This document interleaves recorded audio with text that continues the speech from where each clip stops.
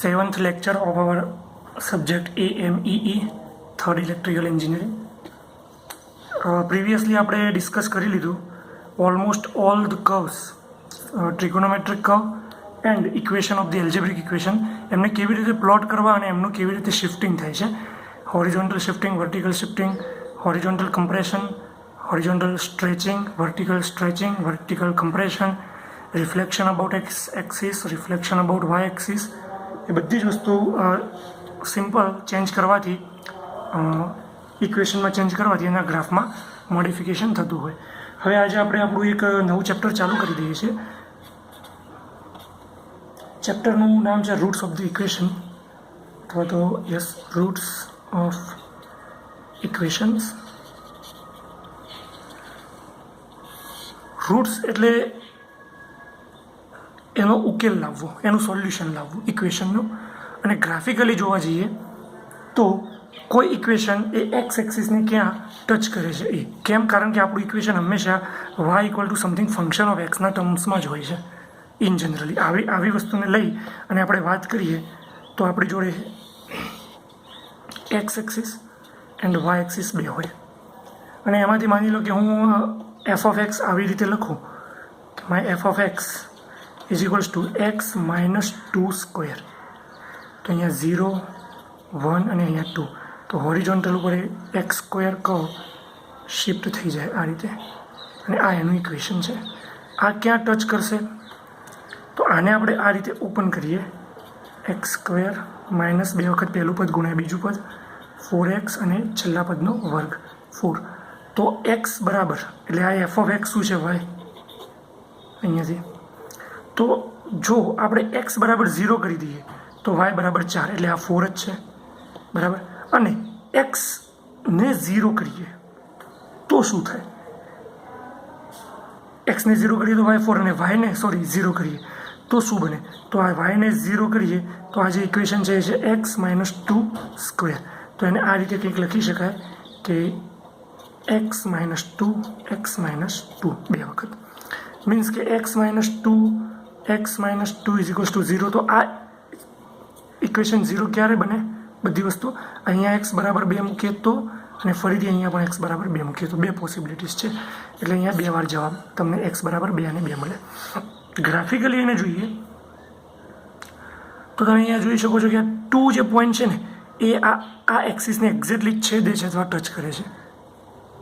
તો એ x is equals two આ જે 2 પોઈન્ટ છે એ આ કર્વનું સોલ્યુશન છે, આ નહીં.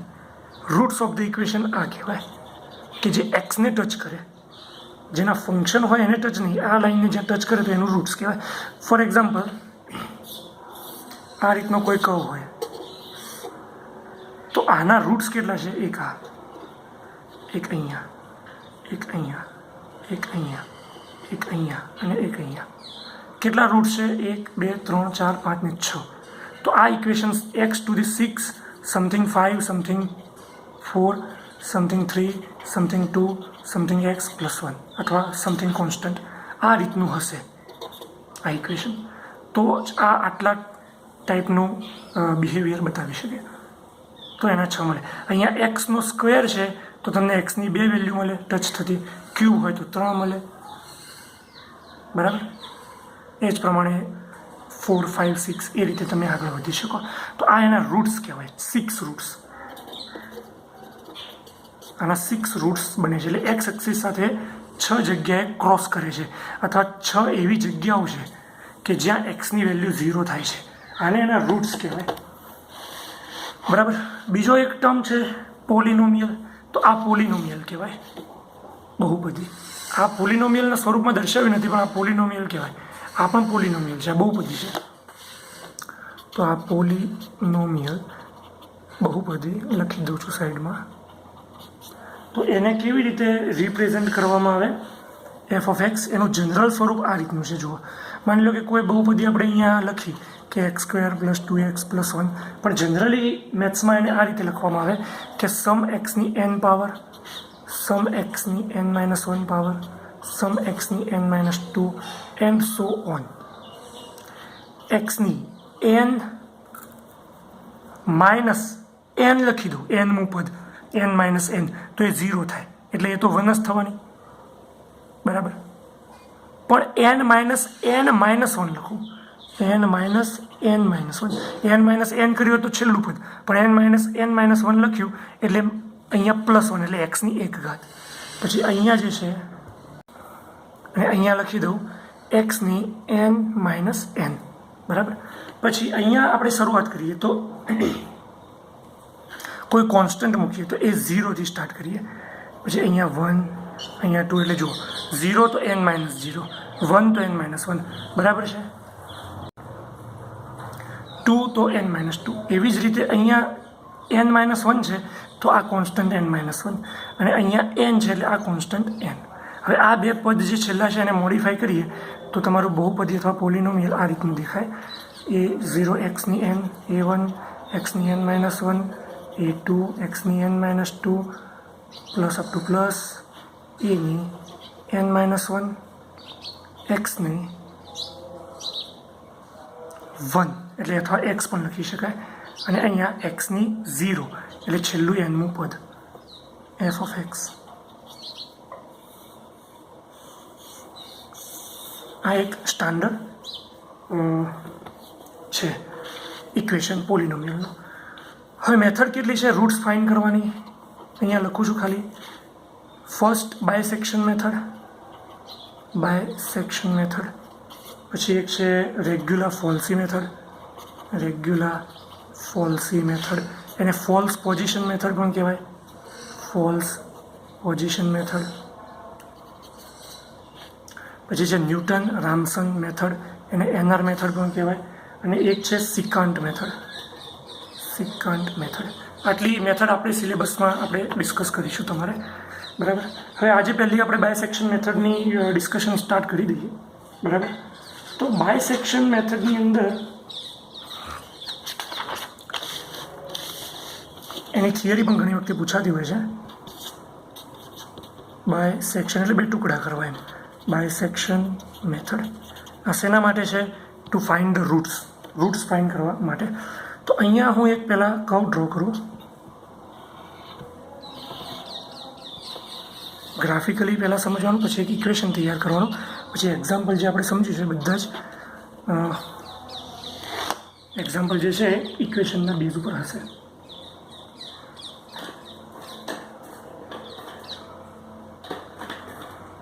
ઓકે, તો અહીંયા એક કર્વ છે અને એ કર્વને હું અહીંયા આ રીતે લઉં છું કે આ રીતે હું એને ડ્રો કરું, બરાબર. આ કર્વને મેં અહીંયા આ રીતે ડ્રો કર્યો. એના પછી અહીંયા એક બીજી લાઈન પણ ડ્રો કરું, એટલે બીજા પોઈન્ટ માટે તમને સમજાવવા માટે ખાલી જસ્ટ કર્વની જરૂર પડે તો. એક્સ અને વાય. અત્યારે હાલ આપણું ફોકસ આના ઉપર રહેશે. જો આ કર્વ છે એનું નામ છે શું છે? Function of X. આ કર્વનું નામ છે function of X. Y is equals to function of X. હવે Y equal to function of X છે તો એની અંદર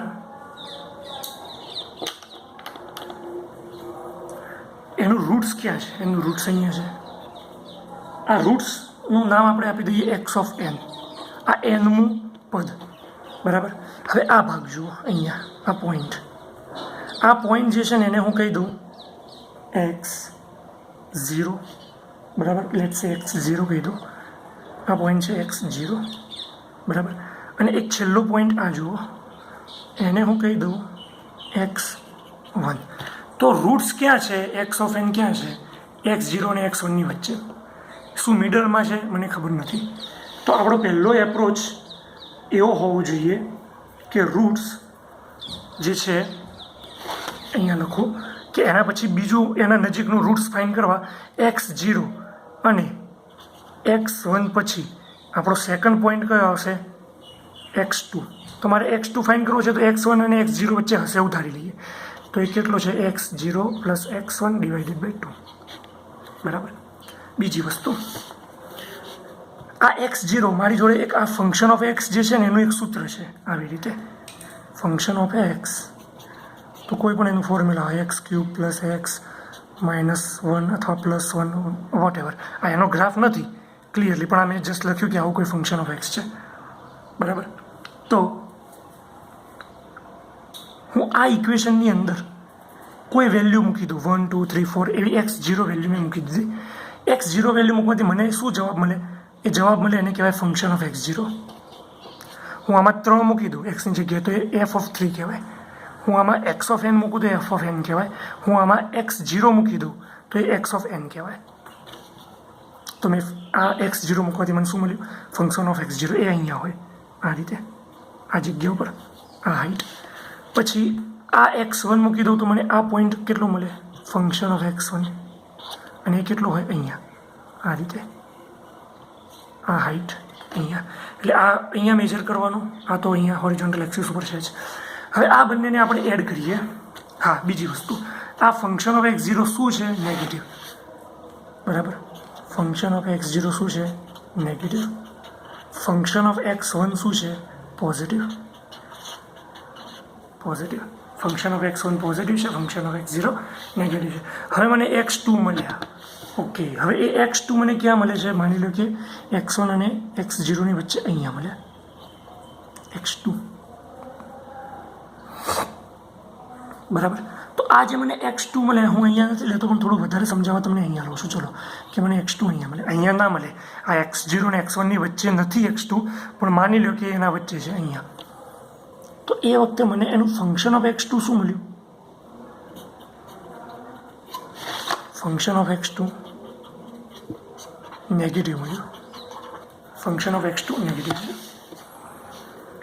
અને જો કર્વ આ રીતે હોત, અહીંયા x0, અહીંયા x1 અને અહીંયા x ઓફ n હોય માની લો, અને આ જે કર્વ છે આ રીતે પસાર થાય છે x2 અહીંયા, અને કર્વ જે છે અહીંયાથી આ રીતે પસાર થાય છે. આ જે કર્વ છે f ઓફ x છે, કોઈ બીજું ઇક્વેશન આના કરતાં. બરાબર. તો હવે આ જે તમારી લાઈન બની, આ પોઈન્ટ બને f ઓફ x0, આ જે પોઈન્ટ બન્યો એ બન્યો f ઓફ x1, અને અહીંયા x0 plus x1 divided by 2 કરવાથી માની લો કે તમને x2 અહીંયા મળ્યું, આ જે હતું એ જ. તો હવે આ ફંક્શન ઓફ x2 ક્યાં આવ્યું? અહીંયા આવ્યું. જુઓ, તો આ વખતે પોઝિટિવ છે, આ વખતે નેગેટિવ છે, આ વખતે પોઝિટિવ છે. તો એવું બને કે ફંક્શન ઓફ x2 નેગેટિવ પણ મળે, એવું બને કે ફંક્શન ઓફ x2 પોઝિટિવ પણ બને. ડિપેન્ડ ઓન કે તમે કયા કર્વ ઉપર વાત કરો છો. તો હવે આપણે એને આગળ જો વધીએ તો આપણે જોઈએ બે પોસિબિલિટીઝ છે. એક પોસિબિલિટી એવી જ છે કે function of x0 and function of x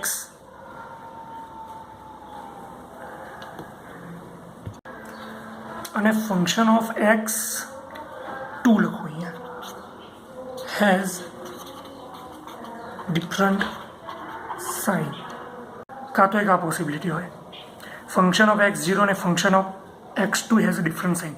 function of x0 ક્યાં છે? અહીંયા. ફંક્શન ઓફ x2 ક્યાં છે? અહીંયા. ફંક્શન ઓફ x0 અહીંયા, ફંક્શન ઓફ આ તો બે સેમ સાઇન છે, પણ અહીંયા જુઓ, ફંક્શન ઓફ x0 અને ફંક્શન ઓફ x2 એ બંનેને ડિફરન્ટ સાઇન છે. કાં તો બીજી પોસિબિલિટી આ બને, ફંક્શન ઓફ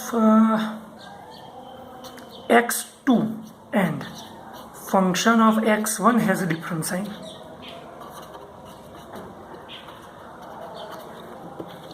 એટલે અહીંયા જો ફંક્શન ઓફ x2 અને ફંક્શન ઓફ x1 ને ડિફરન્ટ સાઇન. એટલે અહીંયા એવું નથી, ફંક્શન ઓફ x1 અને ફંક્શન ઓફ x2 ને સેમ સાઇન છે. એટલે આ કર્વ માટે આ બેમાંથી એક સાચું, અને આ કર્વ માટે પણ આ બેમાંથી એક સાચું. એટલે કોઈ પણ એક કર્વ હોય તો એના માટે આ બે તો પોસિબિલિટી હોય ને હોય છે, ફંક્શન ઓફ x1 અને ફંક્શન ઓફ x2. એના પછી તમારે શું શોધવાનું? ફંક્શન ઓફ x2 અહીંયા તમને કેવું મળે છે? નેગેટિવ. તો તમારે આના પછી x3 પોઈન્ટ શોધવો પડે. તો x3 પોઈન્ટ શોધવા માટે આગળનો પોઈન્ટ x2 તો મૂકવાનો છે, પ્લસ ડિવાઇડેડ બાય 2 આટલું તો કરી જ દેવાનું. પણ અહીંયા શું મૂકો? પોઈન્ટ x2, એના પછી અહીંયા પોઈન્ટ x1 મૂકો કે x0 મૂકો? તો જો આ બે પોઈન્ટ છે, એમાંથી કયો પોઈન્ટ મૂકો? તો x2 મૂકવાથી ફંક્શન શું આવે છે? નેગેટિવ. તો ઉપરના બે x0 અને x1માંથી કયું ફંક્શન ઓફ x0 અને x1 પોઝિટિવ છે, આ ફંક્શન ઓફ x2 નેગેટિવ છે, તો ઉપરના બેમાંથી કયું પોઝિટિવ ફંક્શન છે, ફંક્શન ઓફ x1 પોઝિટિવ છે. તો તમારે પોઈન્ટ કયો સિલેક્ટ કરવાનો, x1. એટલે અહીંયા x1 ક્લિયર. જો ફંક્શન ઓફ x2 પોઝિટિવ હોત તો મારે x0 મૂકવું પડત. તો અહીંયા જુઓ x3 પોઈન્ટ હવે ક્યાં આવશે, આ કહો માટે, કારણ કે આ તો નેગેટિવ મળ્યું ને આપણને અહીંયા. તો હવે જો x2 અને x1, તો એ બંનેના વચ્ચે તમે પહોંચી ગયા, x2 = x2 + x1 / 2. હવે માની લઈએ આપણે કે x3 જે પોઈન્ટ મળ્યો અહીંયા મળ્યો, આવું કરવાથી x3 પોઈન્ટ અહીંયા મળ્યો, તો ફંક્શન ઓફ x3 કેવું મળ્યું, પોઝિટિવ. ફંક્શન ઓફ x3 કેવું મળ્યું, પોઝિટિવ. હવે ફંક્શન ઓફ x3 તો પોઝિટિવ મળી ગયું. એના પછી ફરીથી આવી બેમાંથી એક કન્ડિશન આવે, તો તમારે પોઈન્ટ કયો શોધવો પડે, x4. તો x4 શોધવા માટે x3 તો ખરું જ, પ્લસ / 2. હવે આગળના કયા બે પોઈન્ટ હતા, x2 અને x1. x3 એટલે ફંક્શન ઓફ x3 મૂકવાથી શું મળે છે, પોઝિટિવ. તો તમારે આ બે પોઈન્ટમાંથી એવો પોઈન્ટ સિલેક્ટ કરવો પડે કે જેનું ફંક્શન પોઝિટિવ નહીં નેગેટિવ હોય, કારણ કે પોઝિટિવ તો x3 આવી ગયું. તો અહીંયા જો x2 નેગેટિવ છે અને x1 પછી પોઝિટિવ જ હોય, કારણ કે આપણે આગળ એ પ્રમાણે જ લીધા છે. એટલે અહીંયા ફંક્શન ઓફ x3 પોઝિટિવ છે, તો તમારે ફંક્શન ઓફ x2 જ લેવું પડે. એટલે x2 પોઈન્ટ, એટલે ફંક્શન ઓફ x2 મૂકવાનો નહીં, પોઈન્ટ x2 મૂકવાનો, અને પછી ચેક કરવાનું કે x4 કેવું મળે છે, પોઝિટિવ કે નેગેટિવ, એ પ્રમાણે આગળ વધવાનું. બરાબર. તો આપણે એ પ્રમાણે આગળ વધી અને અત્યારે એક એક્ઝામ્પલ જોઈએ, એટલે આ મેથડ કેવી રીતે વર્ક કરે છે એનો તમને આઈડિયા આવી જશે.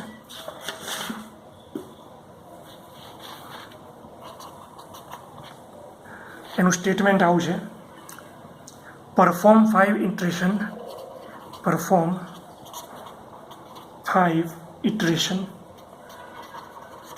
ઇટરેશન એટલે સ્ટેપ ઓફ બાયસેક્શન મેથડ, એવું તમને આપશે છે કે આ મેથડથી તમે કેલ્ક્યુલેટ કરો. ના આપ્યું હોય તો જેટલી મેથડ હોય એમાંથી તમને જે ફાવતી એ કેલ્ક્યુલેટ કરવી પડે. Bisection method to obtain roots of equation. એ ઇક્વેશન તમને આ રીતે આપ્યું છે, x³ - x - 1 = 0.